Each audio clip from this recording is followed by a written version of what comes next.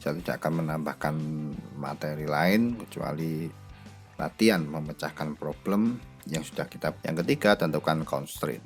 Dari soal yang lalu kita lihat bahwa pembangunan taman akan menghalangi perpindahan dari depan gudang ya menuju laboratorium.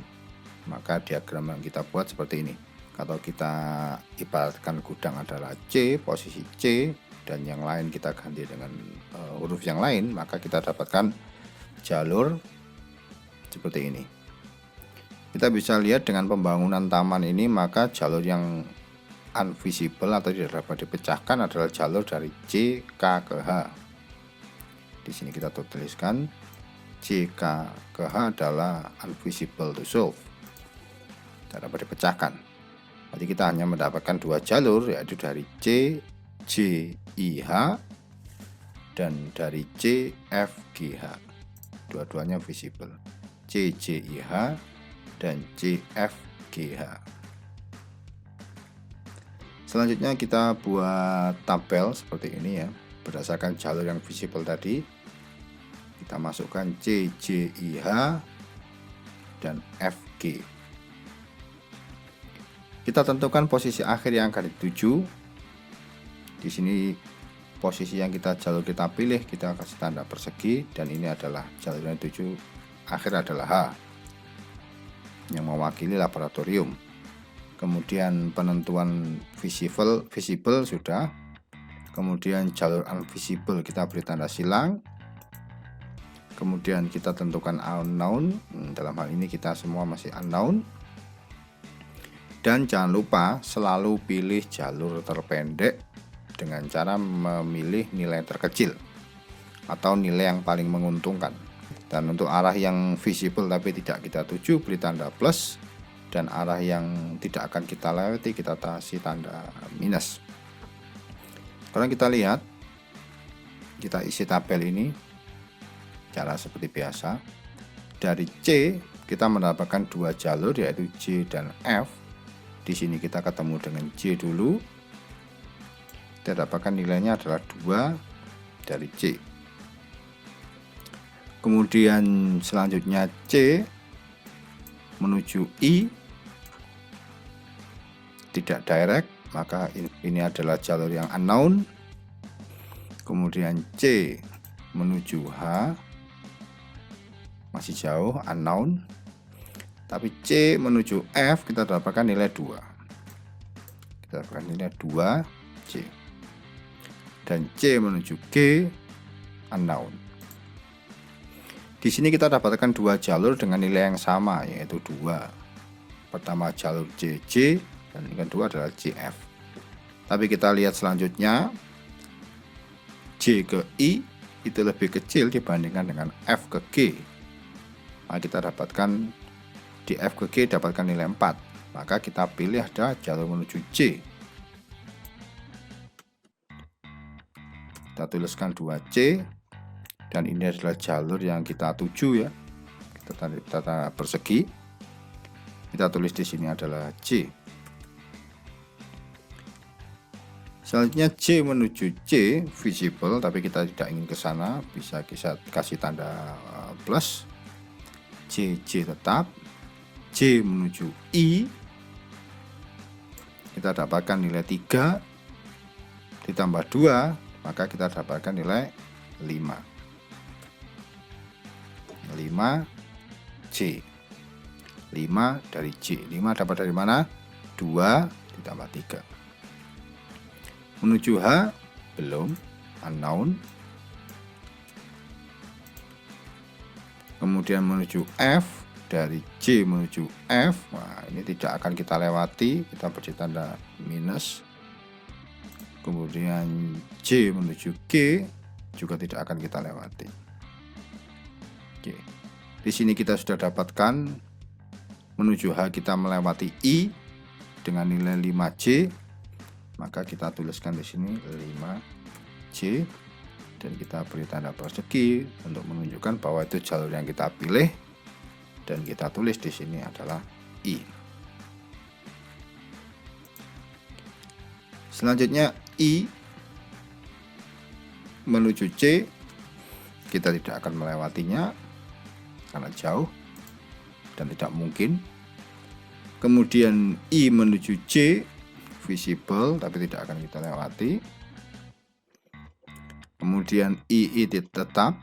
Kemudian I menuju H. Nah, kita sudah sampai pada posisi akhir yang akan kita tuju. Berapa nilainya? 5 ditambah berapa ini? 1. 5 ditambah 1. Kita dapatkan di sini nilai 6 dari I. F kita tidak dapatkan dan G kita tidak akan lewati. Maka di sini kita sudah sampai mendapatkan nilai 6I dan kita tuliskan di sini adalah H. Oke.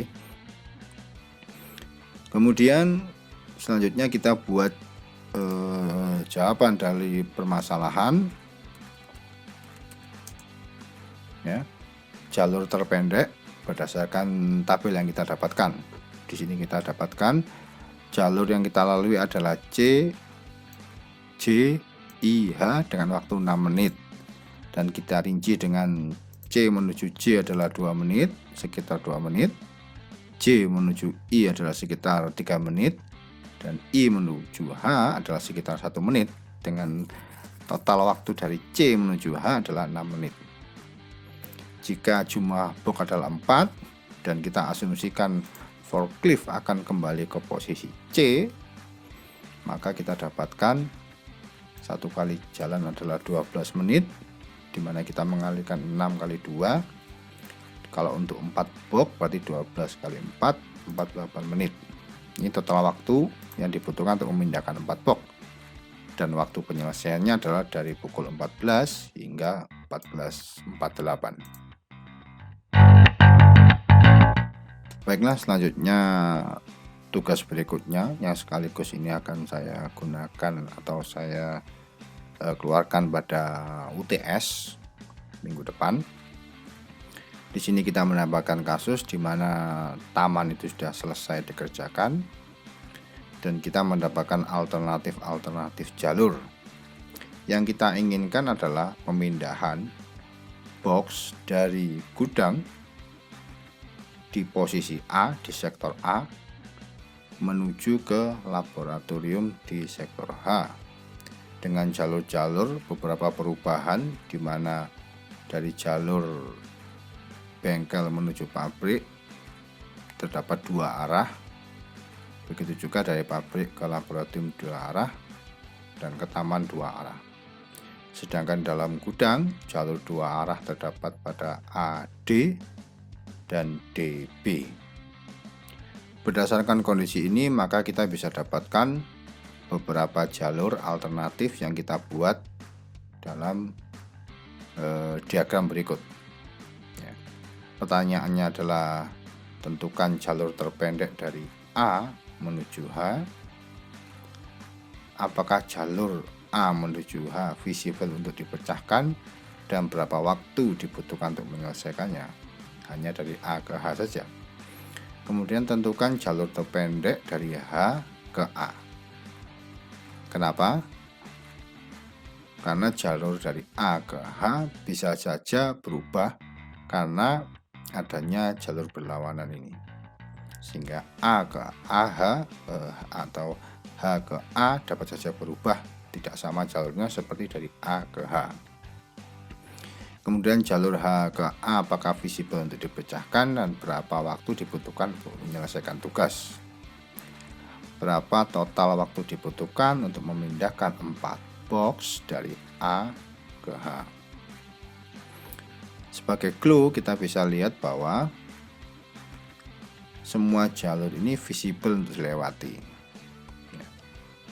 Dan untuk menyelesaikannya kita bisa lihat bahwa kita bisa menyelesaikan langsung dari A menuju H, tapi kita memiliki sebuah titik yang kita bisa selesaikan terlebih dahulu, yaitu dari A ke C. Kenapa? Karena kita lihat tanda panah di sini bahwa arah dari C menuju H hanya ada satu arah, dan dia tidak menuju ke 2 arah di K dan tidak 2 arah ke J, melainkan dari J hanya ke A hanya ke C dan dari K hanya ke C. Maka alternatif jalur dari A ke H kita bisa selesaikan dulu dari A ke C, baru dari C ke H. Yang nantinya tentu kita akan gabungkan jadi satu ya. Dengan adanya dua jalur atau dua arah di beberapa jalur, maka kita membuat alternatif jalur dari A ke C sebagai berikut. ABC ya. Kemudian ADEC, ADEC, kemudian ADBC, ADBC, dan baru kemudian ADEBC, ADEBC.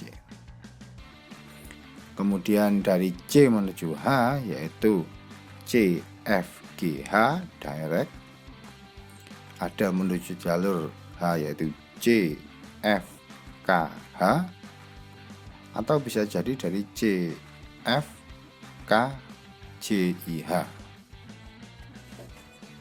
Berdasarkan arah atau tujuan dari A ke H, kita dapatkan alternatif seperti ini. Dan kita buat tabel seperti ini. Dan kita isi seperti yang saya contohkan tadi. Kemudian tugas kalian menentukan kalau dari H ke A bagaimana alternatifnya.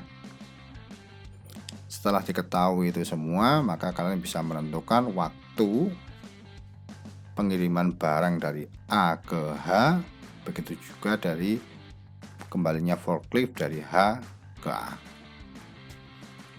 Jadi silakan dibuat sebagai latihan, dan saya sampaikan sekali lagi, ini akan keluar dalam UTS dengan sedikit perubahan di constraint jumlah box dan kapasitas forklift yang digunakan.